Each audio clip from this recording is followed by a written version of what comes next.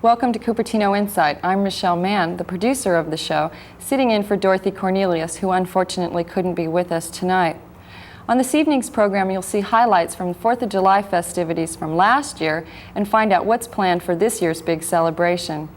And for those of you who've always wanted to build your dream home in Cupertino, we'll have details on how you can buy a lot in one of Cupertino's most prestigious neighborhoods.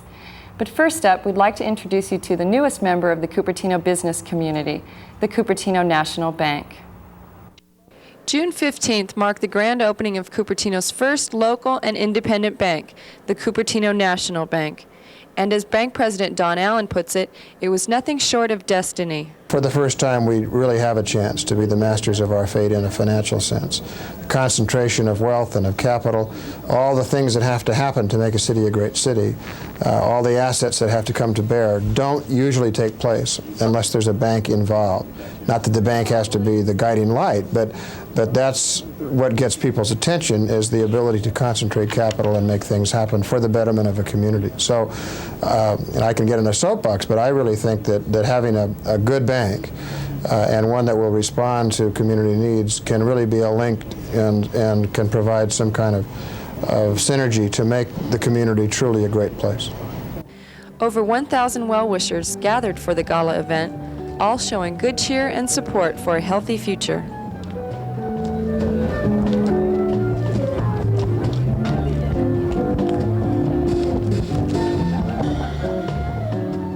The people in the community have been very supportive of the bank, and I think that was a combination of almost a patriotic feeling and one of perceiving a financial need in the community, and just frankly a desire to have a financial institution that will respond on a personal basis, perhaps the way banking was 40 or 50 years ago, and that we've grown away from with large chain kinds of financial institutions. I think it's exciting. It's the first local bank that Cupertino's had. It has the Cupertino name on it. It's actually an exciting concept, and it's a beautiful building.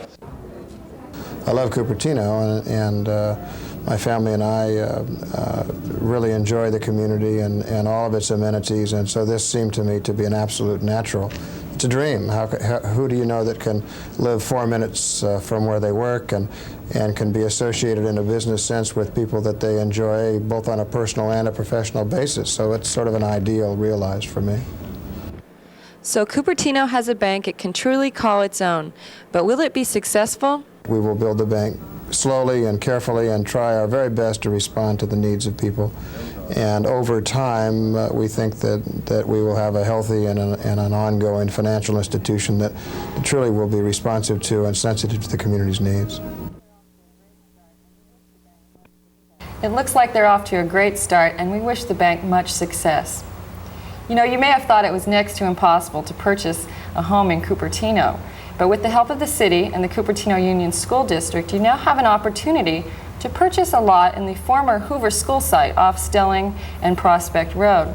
And here with some of those details is Tom Shannon from Enshallah Developments and Joan Barram with the Board of Education. Thank you both for joining us today.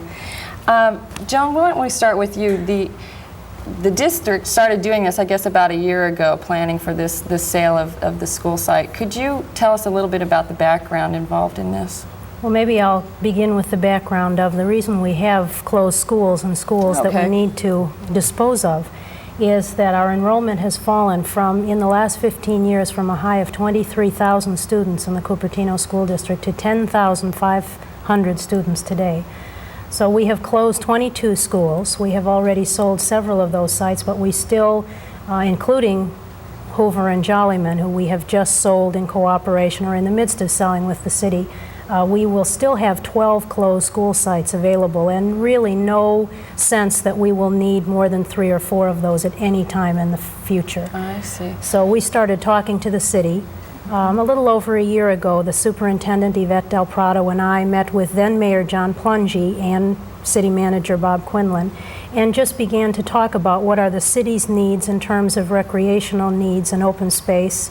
How can they be coordinated with the school district's need for bringing some income into the school district by selling some sites? So you made a compromise agreement that resulted in the city getting some open space that they needed and you getting money that you need, and residents getting the housing that's so necessary in the area then, right? Absolutely, and it's really been nice to see how well we can cooperate, and certainly makes sense as public officials. The City Council and the school board understand that we want to be able to work together and do what's good for the taxpayers and the citizens. And the way we have worked with the Hoover site and Jollyman site, with the city buying a small piece of the land at actually a reduced rate from us, and still we were able to come out with a full market value for our school site, which we must do according to the education code and state law, because with their cooperation and their help in improving the lots that we are now going to be selling with Enshallah's help, we will come out about even. The city actually paid us $185,000 per acre for the parklands that they've bought. We hope that we will be able to net almost $500,000 an acre from the sales when we do individual lot sales. I see. So it was a good deal for everybody. I think so too. Now these lots, Tom, have been improved by the city. Can you tell us what that means to the buyer and describe a little bit about the lots themselves? Sure. Essentially, the Cupertino Union School District is offering a fully improved lot.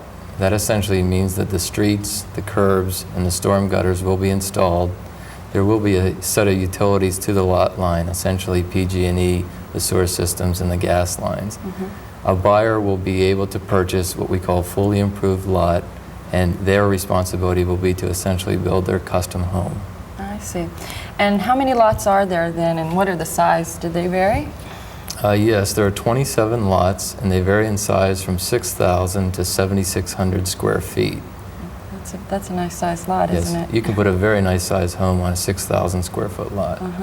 And are there any restrictions as to what people can build on those lots? There are no restrictions per se. They have to be, their lot has to, or their home has to be approved by the City of Cupertino Building Department.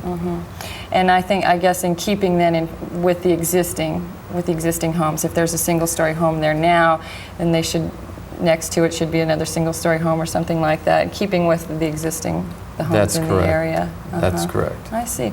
Well, how is this whole project being financed for people? How can people get involved and get the financing that they need? Is the school district offering anything itself?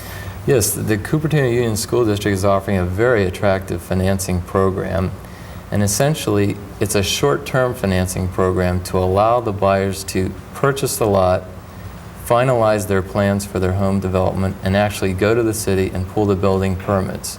So the term of the financing will be for 3 years.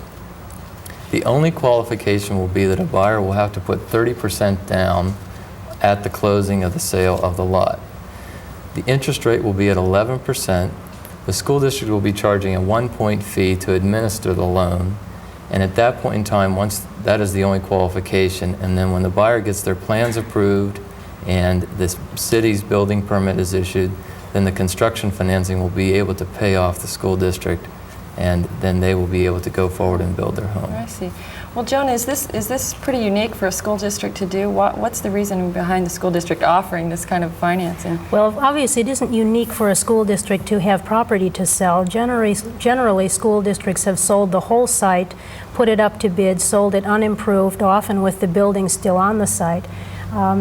Not as much money can be gained that way because it gives the developer still has to do all of the planning, and it's the developer in the end who makes the money on the site.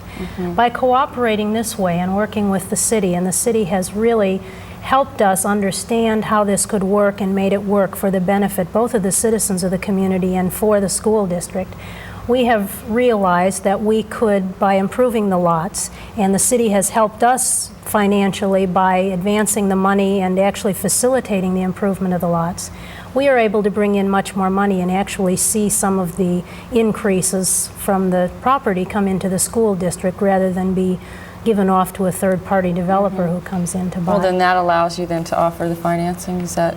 Yes, and because it's a short term and a very safe, and because it's backed up by the property, we felt as a school board that we were willing to make that available to buyers in order to get the best price possible and just to facilitate all of this working smoothly. I see.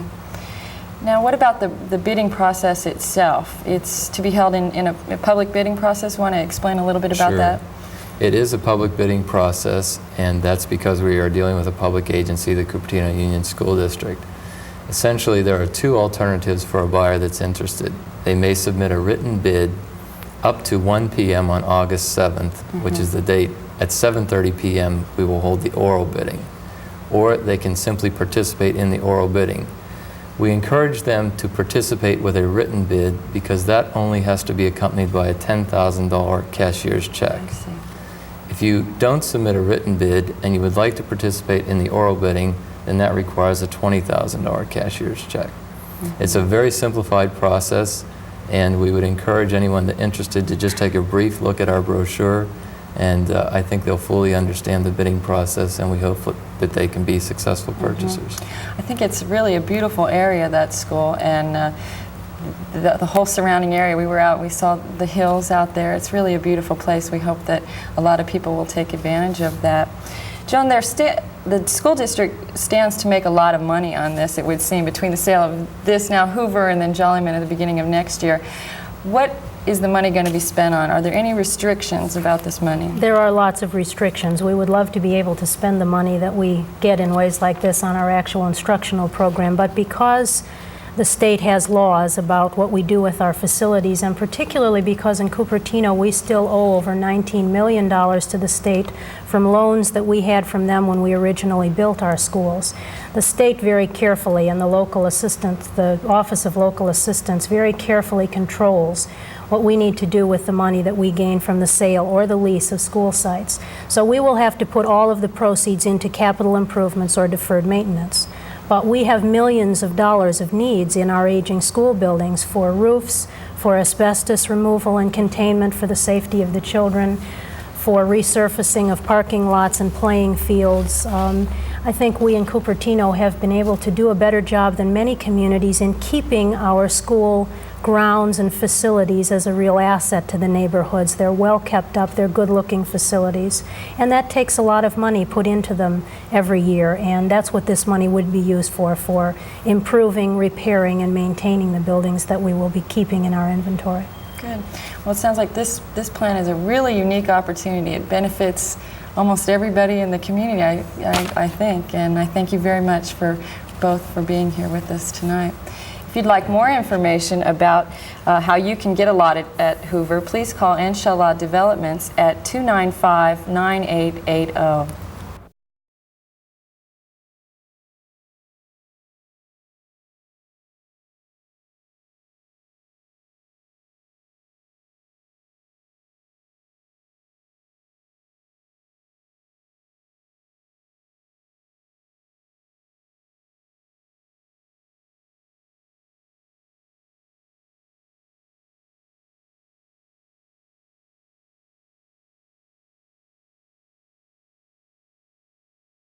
Last year's 4th of July celebration at Memorial Park was so much fun that we decided to share it with you one more time.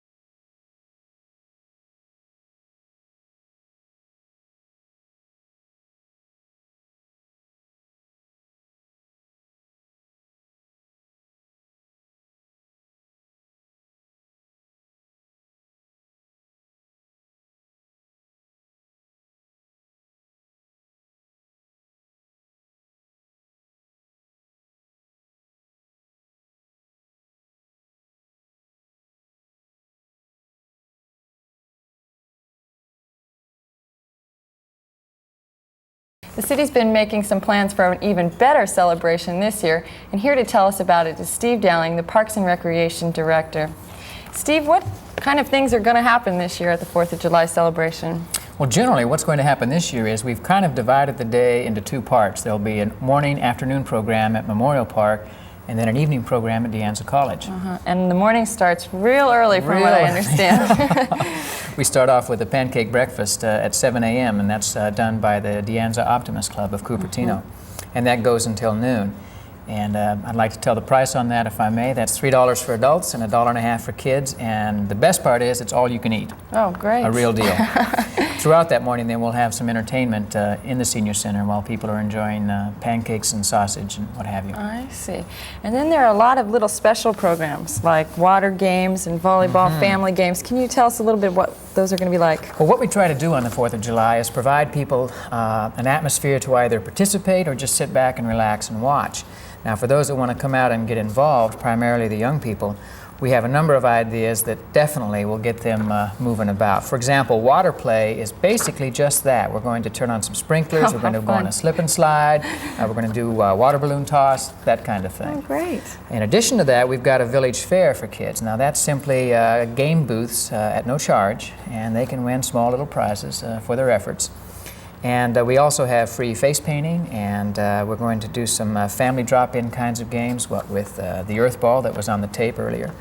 And basically just something they can come and choose the things they want to get involved in. Right, so you can go and park your picnic basket and do absolutely nothing and That's watch, right. or you can get involved in a lot of these different activities. Absolutely. What about musical entertainment? It sounds like there's going to be a lot of different sounds that day. Different is right. We run the gambit. In the morning for the pancake breakfast, there's going to be the Cupertino Junior Chamber Orchestra, which is primarily junior high and high school students and a kind of a classical ensemble. Then we bring out our senior residents, and that's the Cupertino Choraleers and the Cupertino Rhythmaires, and they'll provide music during the pancake breakfast as well.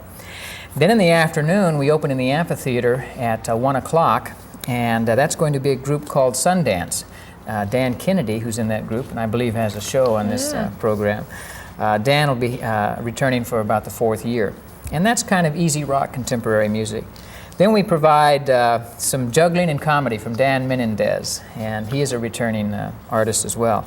We've got a new group this year called Minus Moon, and there again, that's contemporary music, and our senior program coordinator at the Senior Center is in that group. She plays drums. Nancy's good. Nancy McGinnis. Everybody, this is your opportunity to see Nancy play. We've all wanted to see that. Well, you know the seniors will be there in force supporting her. That's right. And then we're going to finish off in musical entertainment with Shannon, which again is a very well-known local group. Right, they play at all the parks and recreation things, That's don't right. they?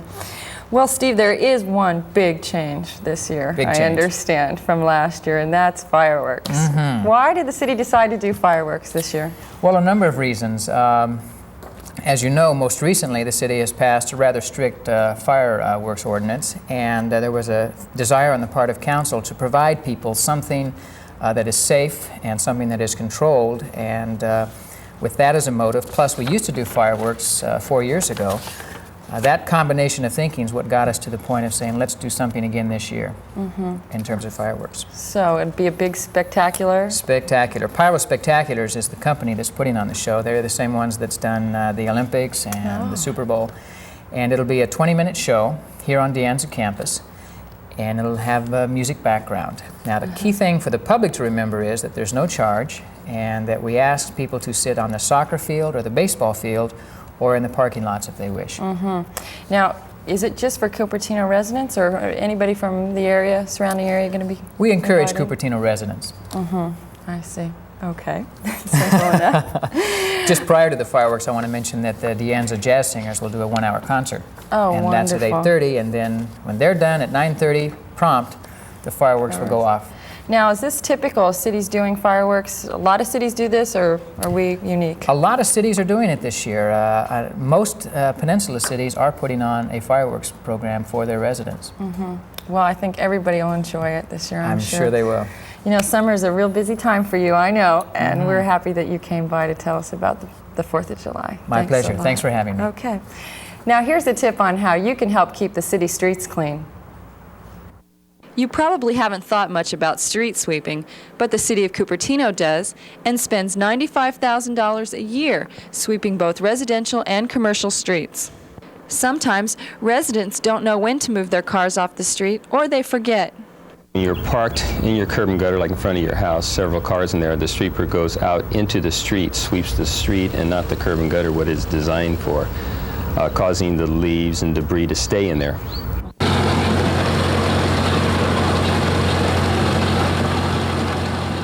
Cars parked in the street result in an estimated $30,000 loss to the city. That's a problem.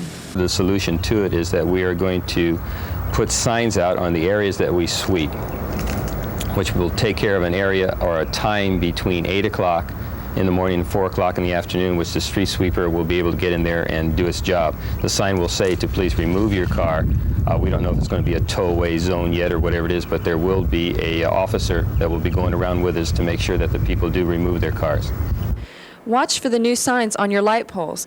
They will give you the day and time your street will be swept. Let's all help keep the city clean. The new sign should appear sometime late in the summer, and we'll give you more information as it comes near. If you've got a question you've been dying to ask about a recent City Council action or an issue, or something that's been troubling you, why don't you call Phil Johnson and ask him? On the first and third Tuesdays of each month, Channel 30 is presenting a live call-in program with Mayor Phil Johnson. Just call 252-4641 to talk with Mayor Johnson. Thank you for watching Cupertino Insight. Have a great holiday.